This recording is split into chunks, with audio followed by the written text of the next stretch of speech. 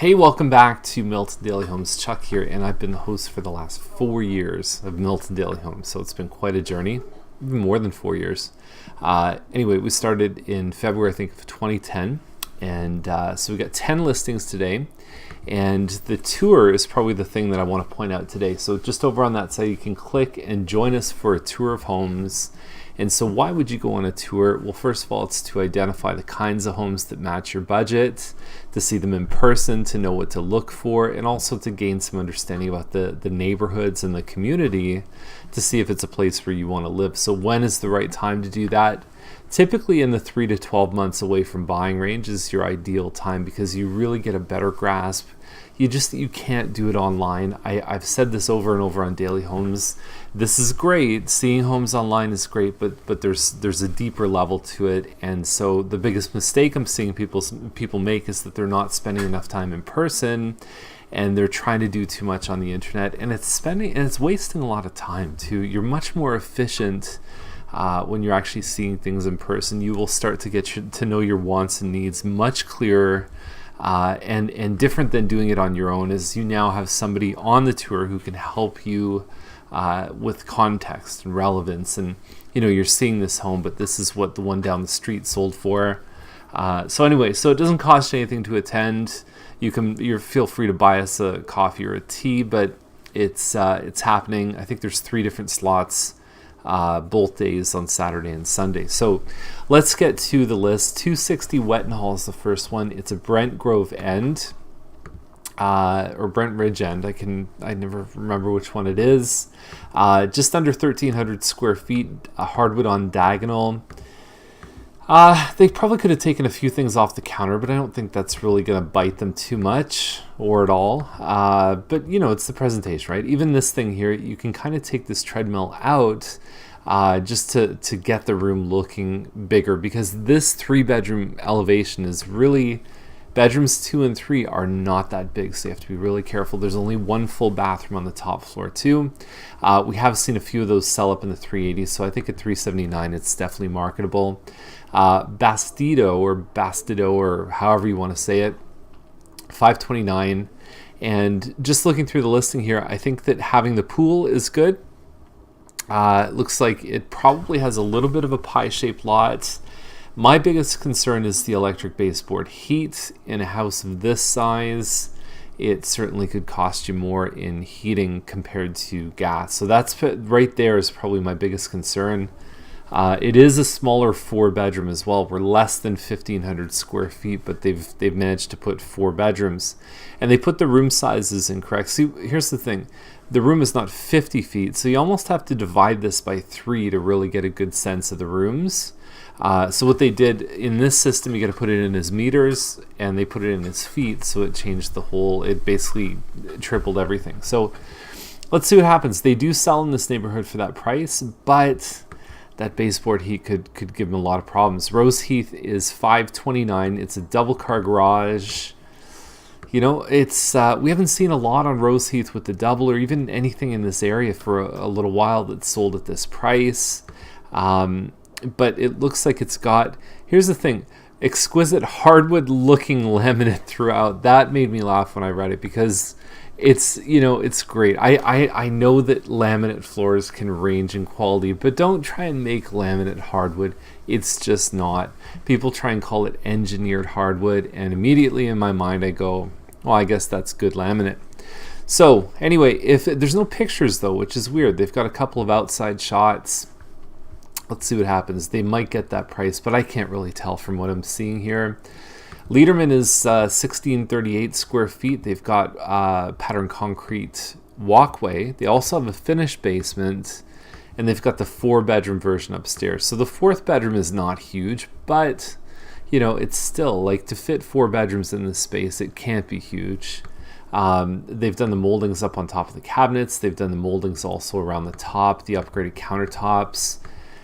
This model without a finished basement has gone up into this price range, so I think that the values there, the sales for this model have been all over the place. I mean, we're talking anywhere from like 510 to like around this price 570, 580. So it's very difficult to pin a price on it. just because of the variation that we found. Same as the Quincy Corner too, which is also built by Mattamy. But I think it's a pretty fair slot. It is a little smaller than the Quincy, and there's been a couple of those without the finished basements that have been in kind of the 550, 560 range recently. So Monsieur is $619,900, and it says it has plenty to offer. Probably could have been a little more clear about that in the description, because there's not really anything in the description that really kind of identifies it as being, different than the rest, right? It's a nice home, it's clean. Again, probably a little too many things on the countertop. Simplifying that makes a big difference, because you'd start to see the backsplash a lot better. But again, I don't think it's sort of life or death if that doesn't happen. It just helps with every little bit helps, and it's the little things that make a big difference in a listing.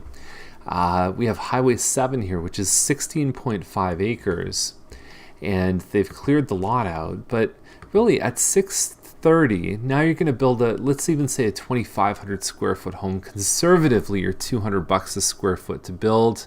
So there's another $500,000, and you're pretty far up there. I mean, you could go buy the one that's more than 5,000 square feet on Ennisclare.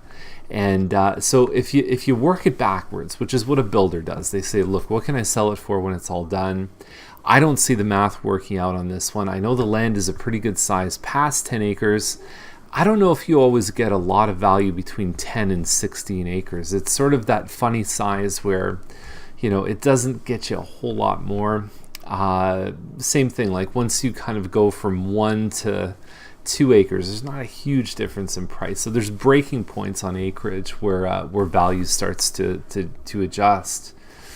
Anyway, yeah, I think it's pretty far out. I mean, even there was one on 32nd Side Road, which is just north of 7, and we're talking like, again, 6,000 square feet of finished living space, nice, modern, stucco, everything else. It was a smaller lot, but that was in the 840 range. So, really $629 for nothing, and then you got to start from scratch.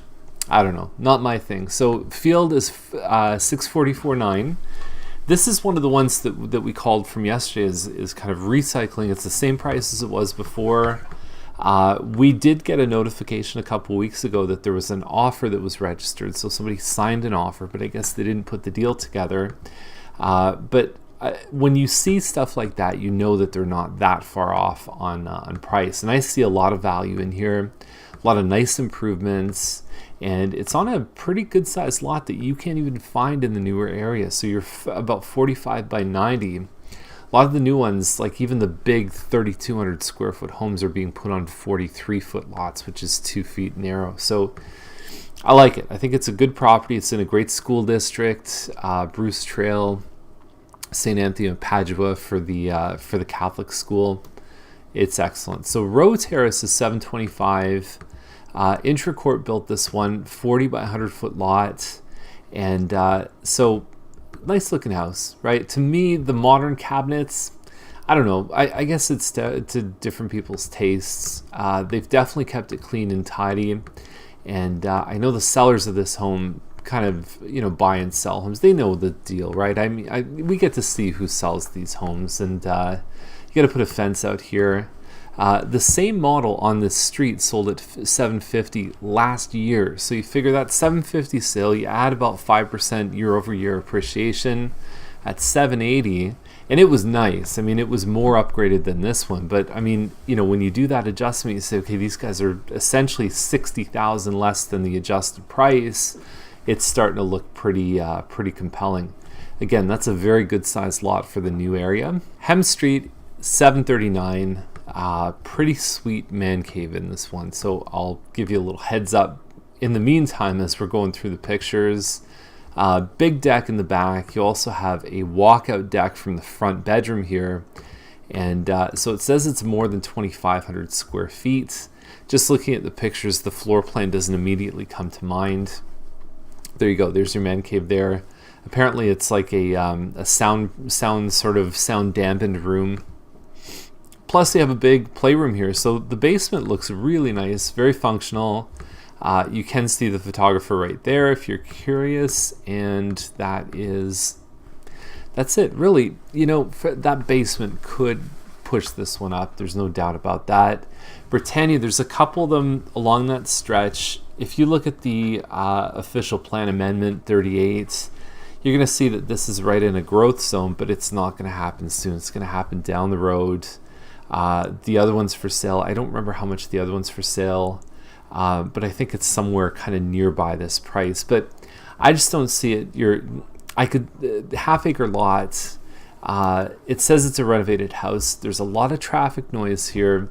I think what these homes will eventually migrate towards is something like you see down in Port Credit. If you go south on Hurontario, or if even along Britannia going towards Mississauga, you see the insurance offices, the chiropractors, the accountants. They kind of become professional, sort of pseudo-commercial buildings, and that would be what I'd expect for something like this. Anyway, so it's more of a long-term thing. You might sort of see some land value appreciation here. But for what it is now, I'm having a bit of a tough time at the $850. It's not a huge lot for the price. It's close to town. Maybe they get a premium for that. But when you look along Britannia and you see sales, not recently, but even like last year and the year before at like $550, $600, maybe $650, the $850 to me seems like a bit of a stretch. So that's the list. If you have any questions, let us know. And again, just as a reminder, the tours are happening all weekend, and we'd love to have you come and just experience a little bit more about Milton, get a deeper understanding of your wants and needs really, and what your price range has to offer. So thank you for watching, and we'll see you again soon.